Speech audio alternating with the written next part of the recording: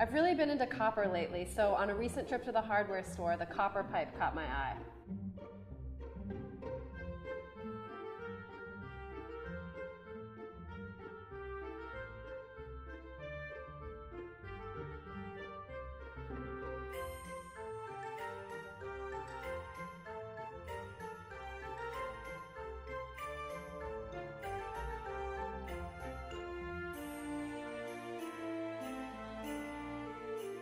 You can use a little bit of rubbing alcohol to remove the markings on the outside of the pipes.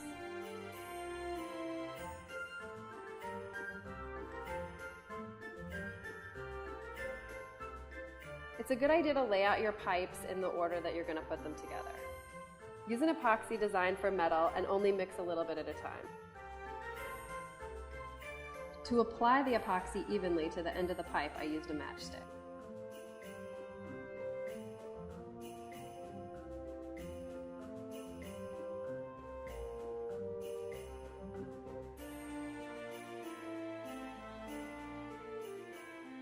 Let the epoxy dry overnight and make sure your chandelier is laying flat.